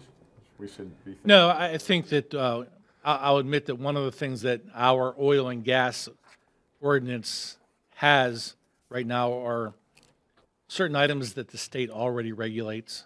And, you know, I'm sure that if Kind we of had. redundant. Yes, and, you know, we should remove those because we have no control over those. Other than that, no, I don't think, it's all, I think for you, it's all about where you want the wells to be. And, you know, don't get caught, you know, I mean, Without an ordinance. yes, and make sure that wherever you're going to put the injection wells, that they can actually build the well. So make sure that your requirements aren't so over the top that, you know, you're going to get sued and say, hey, Right, you know, it's exclusionary Marysville, even you though know, we allow it. Yeah, we can't meet your 5,000-foot setback that you have in the ordinance. So, yeah, just in my mind, you know, you should be pushing this forward to get something in place. Get it on the books. See, the one thing I think you mentioned, at least in your area, they used existing wells that were played out. Yes. Right. And does anybody drill a new well just for the purpose of it? I don't know that answer. Well, even using an existing well, if you remember the technical details of these things, they're basically drilling another well. Right, that has to be cased, They're right. using the initial hole, but they're Sure, because one of the arguments was that, you know, the conventional well that was on site, you know, had started operation in 1989. And certainly the technology of building a well, even from 1989 to, you know, 2020, I'm sure it Changed changed drastically. by leaps and bounds, yeah. Yeah. Okay. Well, thanks for coming out there. Thank you. Not a Thank problem. you very much for your time. Good luck with your ordinance, Thank no you, problem. thank you. I owe you one, Valentine's Dave. Day, no problem. Yeah, thank you. Okay, new business. We're going to talk about Wetco, car wash facility, and we'll get into the more technical aspects of that now. Wetco. That's you.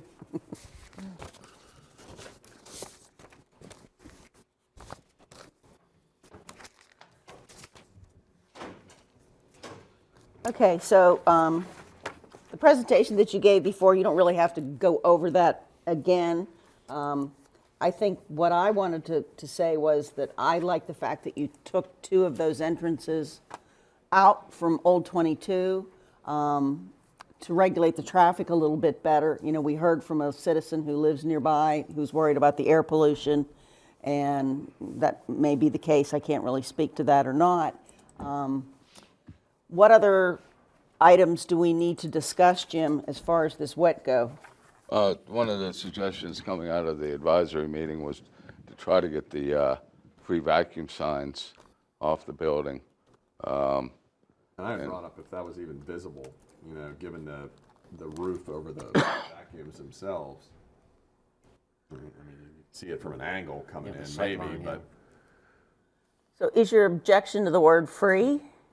No, just a sign. it's just the idea of the sign. You just want the sign off? And if you recall, when we had the approval for the get-go, they were very cooperative in limiting the advertisement on the building. If you notice, there's no advertising on the ribbons or on the roofs of the islands, the gas islands. So we would hope that Giant Eagle would consider that again. Okay. The other question I had was there an actual noise study done? There was, and that is the reason, or as a result of that noise study, we added the wall as you exit the car wash on the north side to kind of mitigate or block that. I looked through, I couldn't find in my file a copy of that noise study that you had done. Could you provide that to me? Sure, I can resend it. All right. Yeah, there's a lot of studies. Actually, I was going through them. Environmental, sound, hydrogeological, traffic, air. So we had a lot of studies. And to address the air, we did do an air quality study. I'll be the first to say I am not qualified to talk about all the samples and what that data means, although I read the conclusions. And I won't read all of them, but it did say, based on the amount of traffic in the area surrounding the site, activities at the site itself are not predicted to cause deterioration of air quality. The whole report's like 56 pages, and there's air samples and the sample results, and you know, a lot of things are ND, not detected. Other ones, if I told you it was 0.01, I don't even know the unit, milligrams per whatever, I don't know what that would mean. But that's in the report, and you know, it's certainly available, the summary and everything basically said, yes, there is air pollution already because of the vehicles and traffic. This is going to have almost no impact because it's basically most people will stop for a car wash or come to Get-Go on their errand, errand is somewhere else. is this going to be under ownership of the same entity as Get-Go? I mean, or is it going to be a separate legal entity, business entity? Probably separate. It gets pretty tricky. And I see there's a lot of big companies where they put little portfolios with different properties. Different holding companies. Yeah. I mean, I assumed that was the case, and the reason I questioned that was just because if you're sharing the entrance there with the Get-Go next door, even though it's one brand right now, if that splits off somewhere down the road for whatever reason, we probably need to make sure we have easements there in place. That would need to be on the deed, Driveway. recorded on the deed, Or, or on the subdivision. And in addition to that, probably a maintenance agreement. Right. So, I mean, I know it's you guys right now, but like I said, just It's a good point. Yeah, no, there's private easements agreements that aren't on the public documents. And in this case, it's neither business is dependent on the access to the other. It's a kind of an extra benefit, or it's nice to have an additional access point. And no, I agree. I think that's the best scenario. I'm just saying, for in the future, there's two properties, two different business entities. I'm assuming is how Giant Eagle will set it up. So we just want to make sure we have those easements in place, just in case it's transferred in the future. That's a good point. It's probably a different profit center. And so if it turned out to be not so profitable down the road, you may want to kiss it off. Right. Well, I think maybe Tommy's will have two car washes. Yeah, exactly. And then as Yeah, far as the noise studies where your neighbor got tripped up. So it'll be important you get that over to me so we can get it to our noise consultant. Jim, I'm looking at the briefing here, and what the landscaping. It says landscape plan with the seal will be provided at a later date. it already happened. Yeah, that was done. I think was the taken care of. person that was out of town. Are we satisfied with the landscape plan? We have to send it out for review yet. So that's not been sent out for review. And the lighting plan, I think there was some overflow, but let me go look at that. But it's not, doesn't overflow to residential. Is that our big concern? Right. Okay, so that looks okay. So what else do we need from them in order to move this forward? Commitment they'll get the free vacuum sign off the front of the building. I mean, there's still, is there still? There's no particular land development issues at this point. Okay. The noise study, the landscape plan review, and the sign. Okay, And the so that's what agree- we're down to. And the That didn't seem agreements, and the agreement for the access. So in terms of timing, what would it take to satisfy? Do you think? Just what's going through my mind is, we can potentially approve this to be passed off to council with the conditions that those items be met. But it would be helpful to know that they'd be met in some timely fashion, so that can happen. Do you have any thoughts, Jim? It is a conditional use, so we've got to move it along. There'll be another public hearing at council, and then the clock will Right. start ticking. If he has a noise study already done, that's just a matter of getting it over. Landscape review wouldn't take time. But I would suggest council give it one more shot. Planning commission give it one more shot. It's not going to make any difference, I don't believe. We are on a very tight, we have a limited amount of time in our contingencies. In your what? In our agreement. For the land. Yeah, the agreement to purchase is based on us satisfying contingencies for approvals. By when? Well, actually, it expires, I believe it's the end of this month, and we're seeking an extension. Oh, you're not going to get it by the end of the month. And we know that. That's why we're Yeah. asking for an extension. But if you got a 3-month extension, that'll get you through the process.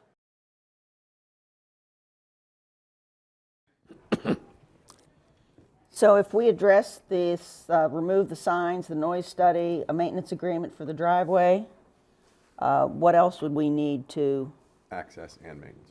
access and maintenance? And the landscape review. Landscape review.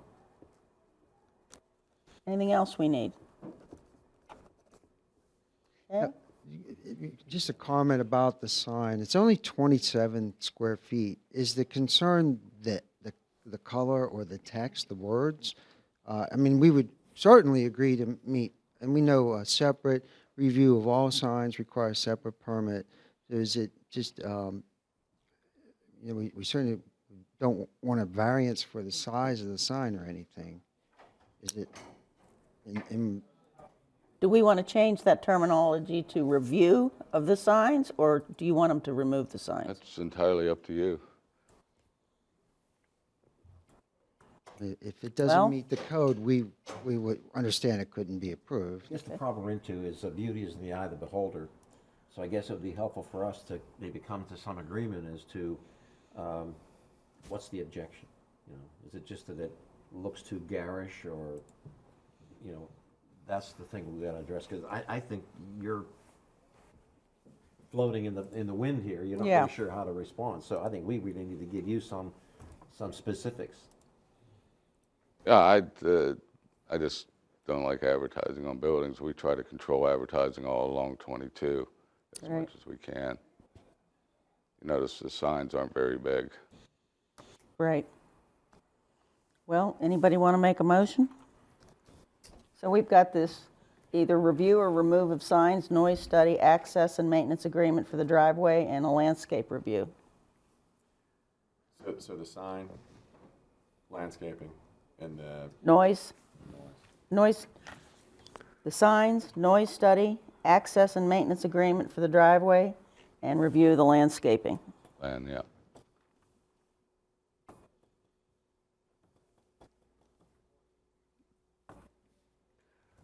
Historically, what is it on with the signs? I mean, yeah, Jim is saying that. By saying a sign is okay, does that establish a precedent that Well, what Jim was saying was we're trying to avoid like big Yeah. signs on all the buildings all the way down 22. There is an ordinance, there are regulations governing the size of the sign based on the frontage of the building. So they would have to meet that in order for the sign permit to be issued. Okay, so then meet the ordinance. Yeah, That's fair. there you go. Anybody want to make? I can't do it. Landscaping, noise study, access and maintenance agreement, what was the fourth one? Make the sign meet Signs, noise, access and maintenance agreement, and landscape review. I will make a motion to move this on to council with our recommendation, provided the applicant provides a recorded access and maintenance agreement for the shared driveway with Get-Go gas station, submission and acceptance and approval from staff of the noise study. Same with the landscaping plan. Okay. And And then, that the applicant strongly considers the removal of the free vac signs on the building, and at a minimum, meet the ordinance. meets the ordinance. Second. All those in favor say aye. Aye. Aye. Oh, he's still with us. There he is. Hi, Bob. Dozed off. Okay. Thank you very much. Thank you. Okay. Are we in overtime yet? Yes, we are. We're moving along, though. Okay. Discussion of the preliminary final major land development for the soccer complex. Come on up. Come on up. So you heard some of the concerns from your neighbors. We did. I guess I have a question. There's no sense in you rehashing some stuff. I mean, Right. you can address some of those specifically, but why is a traffic study not required specifically? Is it based on the number of trips? We're under 300 ADT. 382 It's, what? we're at 214 ADTs. That's what, if you look at, so we submitted. This is what I'm struggling with. We're saying an average daily traffic count of 214. 214. Yeah, But we're going to make them that's provide added. parking for 200 cars basically per game. I don't see the congruency here. I don't think it was per game. I think the parking was. Well, or It was for, it was for that transition between, you know, a game happening and the next group arriving prior to that game finishing, Yeah. making sure there's enough overlap. I don't anticipate there being 200 vehicles there for one game. You can only get so many players and teams on a field. Well, I can guarantee that when there's a soccer tournament going on, there's going to be more than 300 cars in and out of there, and Yeah. on that given Saturday or Sunday, whatever it is. Yeah, I think the other thing to consider too is that this is going to be a controlled use, meaning it's not we're open for business. Everything will be scheduled, and I think if it's scheduled properly, you're not going to have just an influx of, Well, it being a conditional use, you could request a traffic study be done. I mean, you see my concern. I mean, Yeah. Right. My kids have been in sports. And soccer. Not soccer, but baseball, football, Yep. and basketball. And I'm cheerleading. Yeah. Volleyball. Yeah, well, yeah, my And I know how my these grandkids things are in get. soccer. They get pretty intensive. Yeah. With people rolling in and out of there. Right. And so that's my first concern. I think, so that's something that we can discuss. And I guess the next would be, would the applicant consider, cutting the timeframes off? I mean, we got into this big discussion with lighting and Oh, noise yeah. and So everything. the neighbors are not happy. Well, the conditional use requirements, and this is identified as outdoor recreation, is at 10 p.m. I thought it was 10 p.m. Says any outdoor facility located within 200 feet of an existing dwelling shall cease specific operations no later. How far away? It says 10. 200. 200. So is that the driveway or is this the sports court? An existing dwelling. Just says, the think she's asking facility, from- I would consider the facility the 60 Actual field? acres. The property line. Okay. Yeah. Property line. Just as an aside, what's the age group of these clubs? So I think 9, 12 is one of the, and then younger, I think it's. So what's the oldest would be? How much?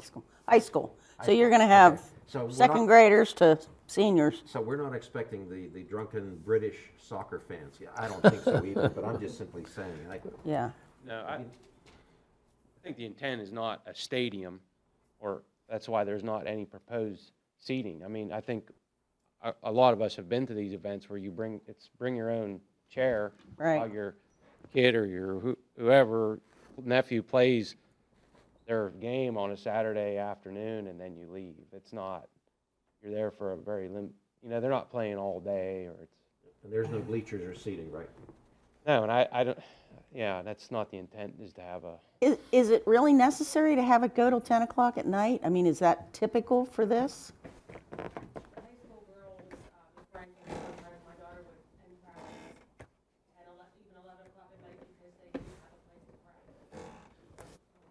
I think that's a problem for the neighbors, is that it's going to be Saturdays and Sundays when this is a really quiet area. I mean, I know the area very well, and it is a really dark, quiet area, and I can understand where these folks are coming from, you know. Madam Chairman, Yes, sir.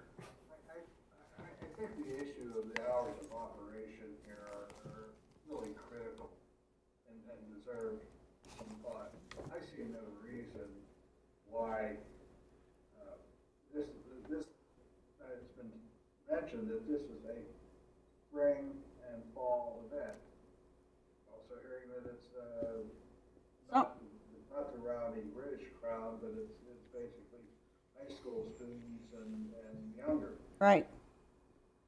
So that's school time. There's no reason why this facility should be operating at 10 o'clock at night. Well, that was my question. That's my opinion. Right. Plus, I think it has a really disastrous effect on the neighborhood. Right. I mean, it is rural residential. It's very quiet. Why do we need this going on at those hours? And, you know, we haven't discussed, if this facility comes to fruition, are we going to be having tournaments there? Yes. 100%. Absolutely. That's the purpose. And then it gets really crazy. You know, I don't know how they schedule these things, but that puts an additional traffic on the weekends. Right. So there's been a lot of discussion here on the lighting. I don't know if the lighting issue, despite what the learned consultant had to say, but I think that needs to have some thought put into it. Right. Particularly, again, hours of operation. You know, how long do these lights really have to be on? Right. I realize there's a certain amount of time when the game is over, you know, for people to leave, but I think you need to think out all this stuff. Yeah. One thing that is interesting, usually when we have comparative things like this, people will say, okay, like you lighting folks said, okay, we did this at so-and-so field. How many other similar kinds of developments where you have a club soccer establishment, how many of those are around the area and where might they be? I think she said the closest one's in Monroeville. There are quite a few. None of the closest people are in Monroe. Oh, the people. So I know personally, my kids have traveled to the South Hills before to play club soccer. They just put a new development in Russellton. There's also in the immediate area that's an actual turf soccer field that's used for soccer. This turf field will have a pad under it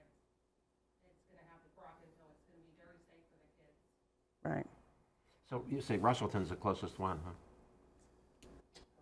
The turf fields, yeah. Probably Russellton's the closest. And Russellton sounds like a pretty rural area also. It's in All-Star, All-Star, no off-season. No off-season, yeah. You know that, yeah. How many players on a team? 11. Oh, that's. No, on a team, on a team. 20 roster. And what, 2, 3, 4 coaches? Yeah. Okay, so you got 24 times 4 because you got 2 fields. The other field is 77, so you would have maybe 14 Yeah. kids on a team. So the other field's an intermediate field, the smaller field. Yeah. So you have about seven versus 7 is what they call it. 7, okay, so 14, so it's 28 and 48. Plus 76. plus their parents. 76. There's 76, and you got, 76 cars, well, maybe divided by 2. Well, you got 38, and, 38 coming, 38 going, at any one time during the transitions. The issue is in these tournaments as you go, and when you schedule these things out, very rarely do you end up with a back-to-back game. So then you're. Yeah, I agree with So that. then you have a 10 o'clock game, and then you have a 12 o'clock game. You're not leaving. Chances are you're not going to be leaving. I agree with You're you. going to be there while 2 other teams are there.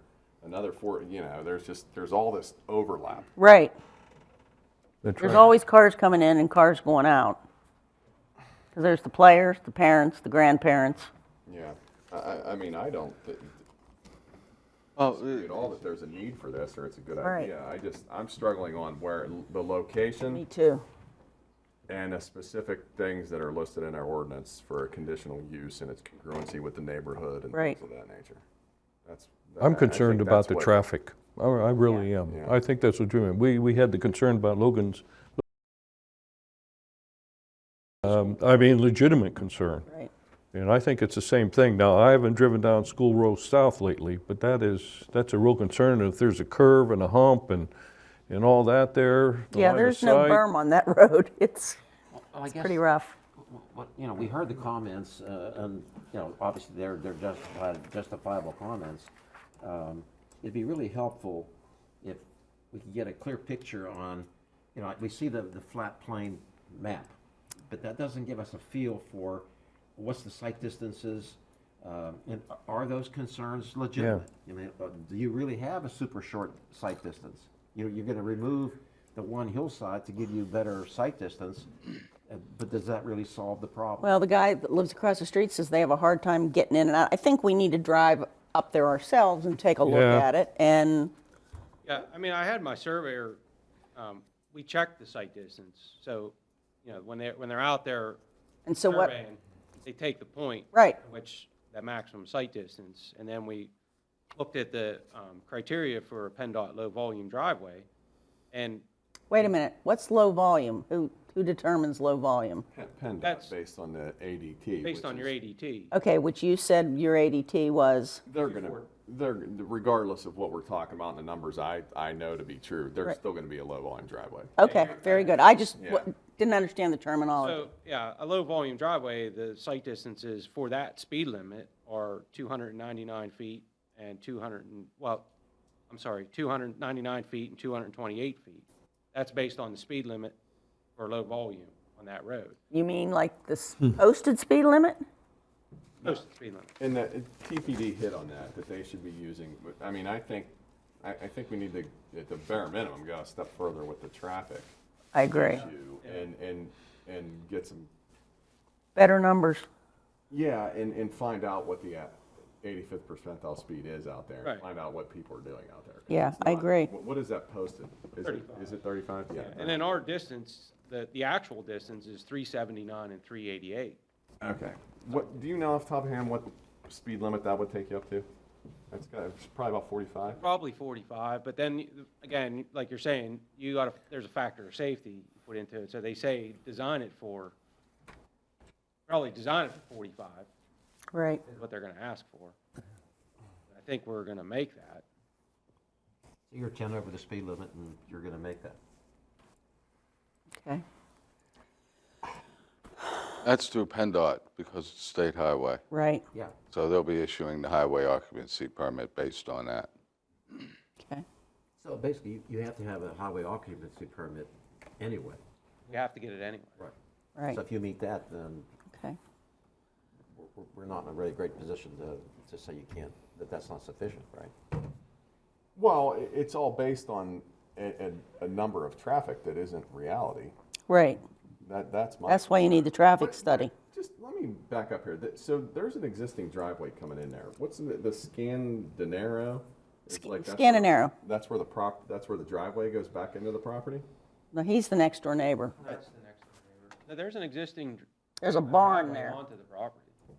Okay. It's right against Scandinero's property line. It's close. I'm looking at the tax map and it's just, looks like Yeah. it's through the middle of his property. That's why I was asking. No, Okay. it's not. 'Cause I- The okay. tax- Yeah, that's. Okay.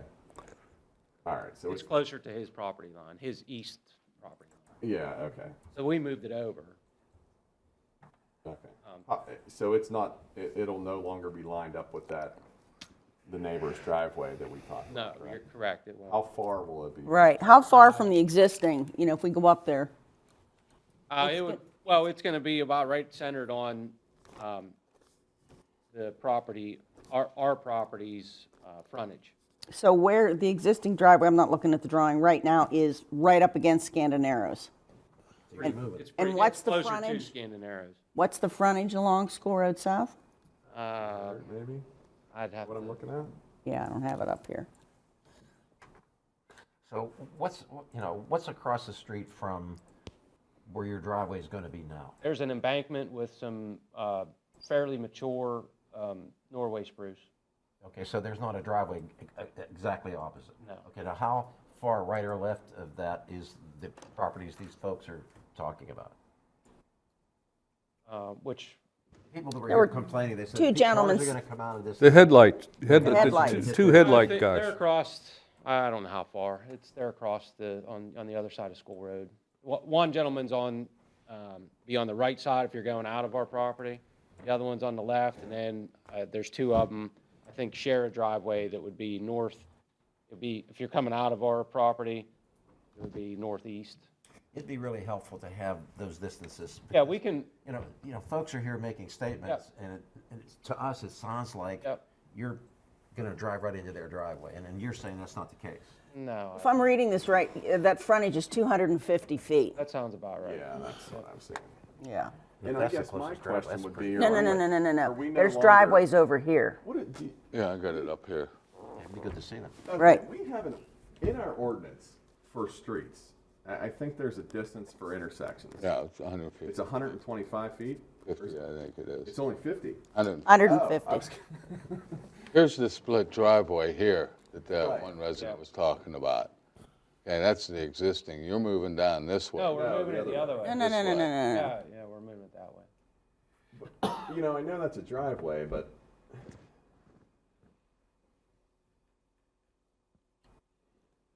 yes, my point was, are we creating a situation there where we got conflicting movements when we got, 50, 60 cars going in and out of there after a game potentially or something? That's probably.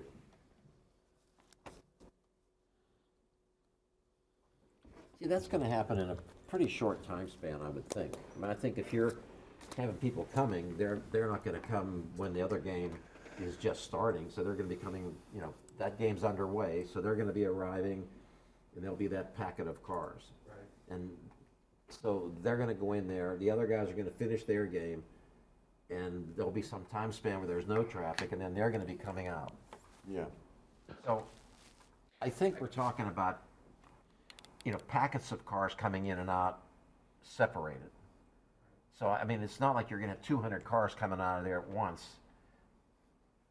I think we just need I to. think the other thing, if you look at the seasonal calendar of use, how often is this gonna be maxed out? And I'm just throwing it out there that we're for discussion. Yeah, I mean, this isn't. Is this gonna be every Saturday in the season, or is it gonna be, I don't know, I'm just asking. Well, Hopefully, I mean, Yeah. right? I mean, that's. yeah, they're going to be Does it- practicing through. does tournaments happen every, It will be every weekend in the fall. Yeah. fall and spring, but not necessarily, but Summertime, not so much, kids go on vacations and it sort of slows down with soccer. But spring and fall are the big season. we can narrow it down, but then you're narrowing it down to the weekend, spring and fall. We practice in the evenings. Right. And But- games on Saturday and Sunday. Games, okay, so it's, So for a practice, how many people would show up for practice? Everybody? The team, The same. The same amount of kids, 20 kids would show up. They're paying. Right, they're paying. They're coming. Their parents are going to make them come. How many teams will be in a typical tournament over a weekend? Usually all the tournaments that we have attended over the years are in much bigger facilities than this. Yeah. You really cannot have a big tournament with just 2 fields. You can have tournaments where they come and go all day. So what does that mean? 10, 12? Oh, you mean how many games? Yeah. No, how many teams? Oh, how many teams in a tournament? Yeah. Well, 2 would play every 3 hours, so, every. Friday night, Saturday, and Sunday afternoon. Maybe 10, 20, over a weekend, it could be 10 different teams. But they're not there at the same time. No. No. But to Chris's point, though. Yeah. I've lived it too, but I lived it 20 years before you did, Chris. And it was terrible then. Because I would be at a field for the whole day, literally, especially if you have a decent team and the people who are coming in here are going to be decent Or if you have teams more with than their one club kid. teams. Yeah. I understand what you're saying, but the facility just isn't large enough Well, to pay for a tournament like that. at this point, we're not ready to No. go anywhere with this. No. And so I would say to, this is the chairman, Bob Midall, who's zooming in from Florida. And, when I ask you, do they really have to play till 10 o'clock at night? I think that if this facility was, finished at 7 or 8 o'clock, it might be better. I don't know, but I can tell you that the neighbors are not happy. And that's something we have to listen to, because this is a very quiet rural residential area. And even though this is outdoor recreation, it's sort of kind of a commercial use in the lights and the cars. And so, shall we table this? Well, I don't live on School Road South, but from what I heard, it sounds like a horrible road, right? It is. So then, this really has no bearing on it. The road is horrible to begin with. Right, but, It's not gonna make this a horrible road. well, if you add 200 more cars, it's, and I understand you're not going to have 200 cars at one time, believe me. But, I'm playing the devil's advocate here. If I lived across the street and the parking lot was going to serve 200 people, I would be upset too, I'm sure. So I think we have to try and come to, You could go back and say the trefoil, the Rhine plant they built there. How many cars go in and out of there every day? I mean, everybody has complaints on the number of cars, but. Well, it's also residential use, which is Right. what this is zoned for, so Yeah, that's different. yeah, that's a permitted use. This is a conditional use, I think. which we can put conditions on and say to you, no, you can't stay open till 10 o'clock at night, or whatever the municipality would determine is best for the community. Has there been has the state been approached to improve this road? I don't know that. That's not your responsibility, I guess. Well, yeah. No, but we've received numerous complaints about that road. All the time. All the time. All the time. Yeah, And fortunately, we can say, call the state. right. I think at a minimum for traffic, I think we need to look at something. So it looks like based on what I'm looking at here, I didn't see what was actually submitted in our Dropbox. I might have missed it. But there was an attempt to come up with a practical assessment for parking demand, right? Right. Yep. I think at a bare minimum, I think we need to look at that from a standpoint of traffic and then reassess to see if that would kick us into some zone that, or threshold of requiring an actual traffic study. Yes, I To agree. see what the actual, but so you don't go to that length at first, let's take a baby step here. Okay. And look at, Actual. give us a real number based on a practical assessment of a typical tournament, you know, considering that you have just 2 fields, so it's not like you got 6 fields down there. So we're aware of that. And I think that would be a good starting point to at least determine if we need to go to the next step of doing a full-blown traffic study. Does that make sense? Yep. What I don't want to see you spend money putting together a full-blown traffic study if it's not necessary. We have one more item to do.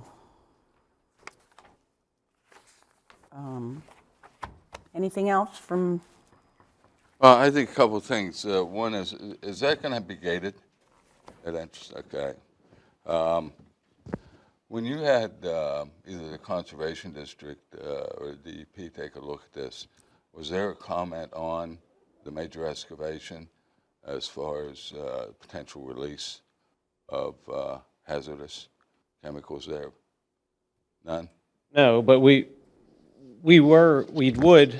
think we addressed in the Environmental Advisory Council. Mm-hmm.